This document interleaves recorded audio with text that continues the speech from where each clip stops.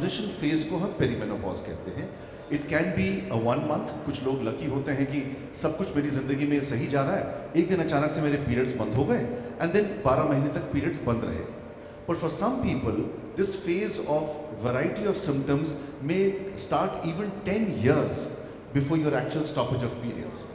This phase is called perimenopause.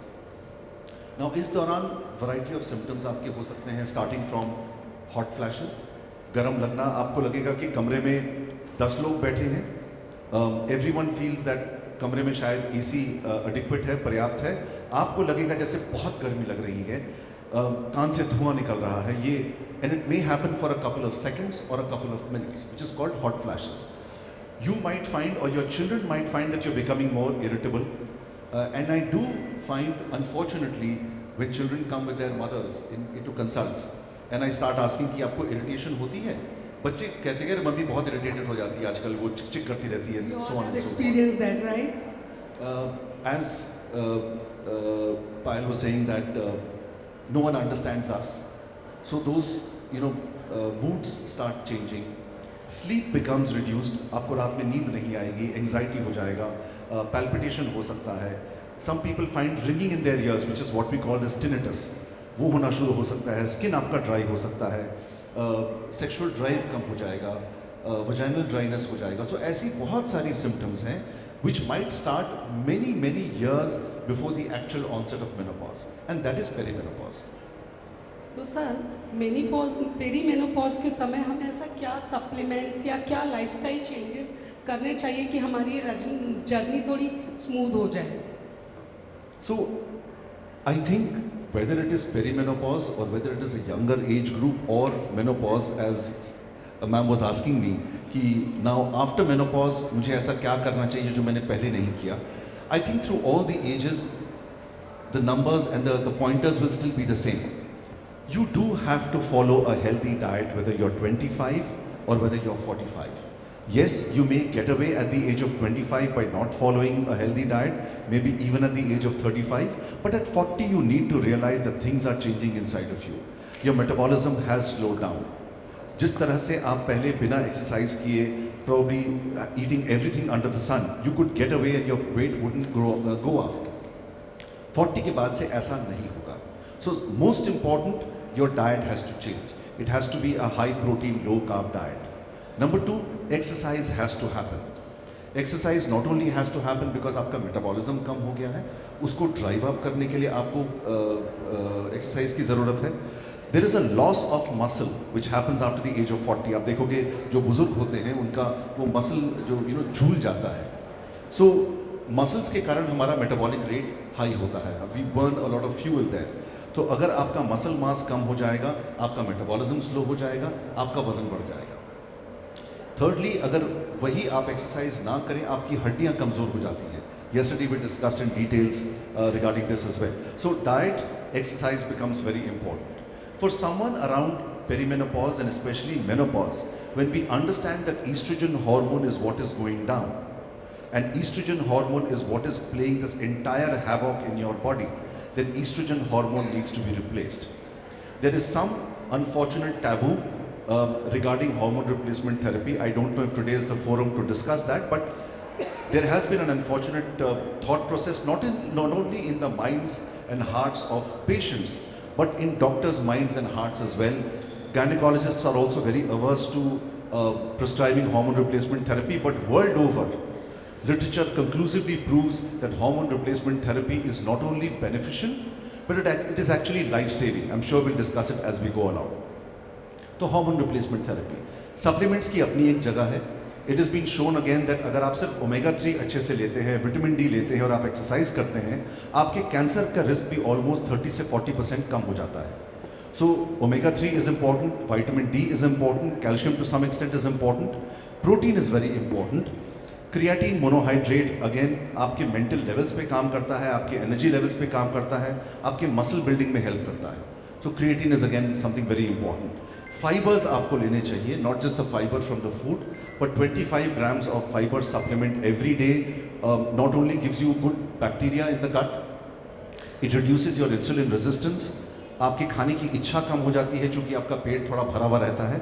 And Sarfaraz the expert is here, he ratify that आपके colon cancer का risk almost 30 से 40% कम हो जाएगा अगर आप फाइबर अपने डाइट में अच्छे से लेंगे तो।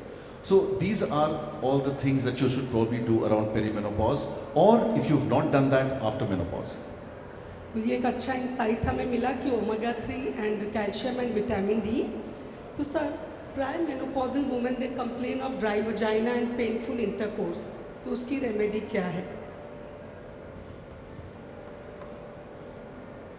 So of course, hormone replacement therapy, that is the traditional hormone replacement therapy, would work for her.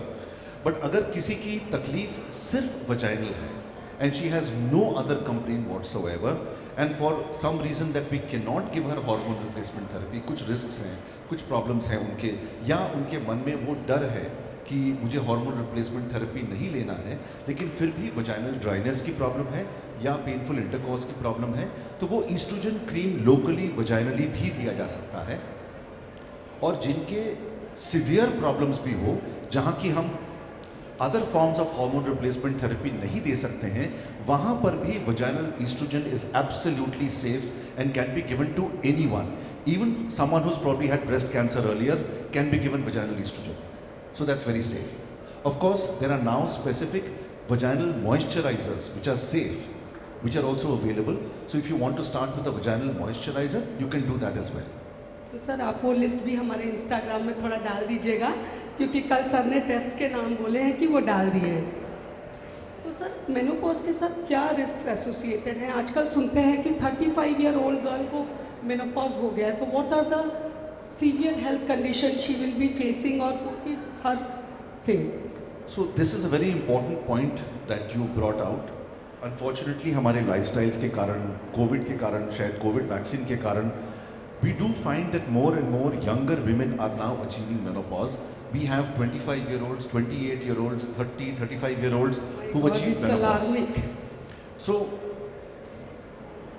why not let them be like that? What is the problem if we do not give them something? So every single guideline everywhere in the world states कि आपको बाद में hormone replacement therapy लेना है या नहीं लेना है, वो आपकी मर्जी है। हमारे नज़र में आपको लेना चाहिए, but anyone who achieves premature menopause must necessarily have hormone replacement therapy till the age of menopause, at that age which is prevalent in their country. To say, हमारे देश में the average age of menopause is 48. So और किसी का menopause अगर मान लीजिए 35 की उम्र में हो जाता है, from 35 to 48 that girl must necessarily take hormone replacement therapy. बाद में आप लो या नहीं लो, it doesn't matter. Now, what are the risks associated with not taking hormones? Again, this is something I had said yesterday as well. औरतों में normally कम age में heart attacks के चांसेस कम होते हैं। जैसे ही मेनोपॉज हो जाता है, as compared to men, the heart attack risk doubles in women. Most women will have osteoporosis, that means उनकी हड्डियां गलने लगती हैं after the age of menopause. और पुरुषों में ये कम होता है, औरतों में ज़्यादा होता है। For those who did not come yesterday, I'll just repeat the example that you'll probably have elderly people in your house जो कि कभी अगर गिर गए हैं तो आप देखोगे उनकी हड्डियां बहुत इजीली फ्रैक्चर हो जाती हैं, या तो वो फ्रैक्चर्स जुड़ते नहीं हैं अपने आप से, या बहुत सर्जरी वगैरह की ज़रूरत पड़ती है, और शायद कई बार उस सर्जरी के बावजूद भी वो उसके बाद कभी चल नहीं पाते हैं। अगर आप देखोगे आपके जो बुज़ुर्ग हैं वो या तो उनको कुबड़ हो जाता है, स्पाइन बेंड हो जाती है, या उनकी हाइट कम हो जाती है बिकॉज उनके स्पाइनल कॉर्ड में छोटे छोटे फ्रैक्चर्स होने शुरू हो जाते हैं। All of this happens because of osteoporosis, something which is completely preventable. And hormone replacement therapy becomes the start for it. Of course, there are other things that you need to do, but hormone replacement therapy becomes a start. Everyone has a decline in cognitive function. हमारे, we don't remember as much. एक उम्र के बाद आपको लगता है कि brain fog हो रहा है, दिमाग ठीक से काम नहीं कर रहा है, मैं चीज़ें भूलती जा रही हूँ। ये सारी चीज़ें आपके ईस्ट्रोजन डेफिशिएंसी के कारण होती हैं। Alzheimer's, because of oestrogen deficiency Alzheimer's के रिस्क ऑलमोस्ट 30% इंक्रीज हो जाते हैं। Colon cancer, again simply menopause होने से आपके कोलोन कैंसर का रिस्क बढ़ जाता है, and hormone replacement therapy will reduce your colon cancer risk by almost 30%। So all these things will become double and more if you don't take hormone replacement therapy. अब imagine कीजिए कि जिसकी menopause 48 में हुई, हम उसके केस में भी कह रहे हैं कि बाई 60 आपको ये प्रॉब्लम्स बहुत बढ़ जाएंगी. अब जिसका मेनोपॉज 25 या 35 में हो गया है, तो that oestrogen deprivation has been for a much longer period. So their problems are obviously going to be much more. Very good knowledge sir. तो सर पोस्ट मेनोपॉज के लिए हमारे एजिंग होने पर हमें क्या हार्मोन लेवल जो डिक्लाइन होते हैं, तो आप उसके लिए सिर्फ हार्मोन रिप्लेसमेंट बोलोगे कि कुछ ऑल्टरनेटिव जो आजकल इतना सुनने को मिलता है, सीड थेरेपी करो, एक्यूपंक्चर करो, एक्यूप्रेशर करो, तो what will you suggest on that? Every alternative therapy, every alternative medicine, whether it's homeopathy, acupuncture, pranic healing, Ayurveda, everything has a role to play. But honestly, treatment has to happen by guidelines. And if you look at guidelines, they very clearly say ये चीज़ें आपको start करनी है from diet, your lifestyle, getting yourself investigated, preventive health care हमने कल बात की थी इसको लेके, and then hormone replacement therapy has to happen. Now along with that, your supplements have to come. If you feel that for a particular person, for a particular problem that you have, pranic healing is working for you, maybe Ayurveda is working for you, some supplements like for example black cohosh, आप काफ़ी internet पे सुनोगे, पढ़ोगे उसके बारे में, it works for the hot flashes for women. अगर आपके लिए काम कर रहा है बिल्कुल करें, लेकिन जो चीज़ 5th या 6th है, आप सिर्फ उसी पे फोकस करके अपनी पूरी ज़िंदगी को नहीं ले जा सकते हो आगे, बिकॉज शायद आपकी एक प्रॉब्लम सॉल्व हो जाएगी लेकिन बाद में आपको दूसरी प्रॉब्लम्स दिखेंगी. तो उसका एक सपोर्टिव रोल रहेगा, लेकिन मेन रोल शायद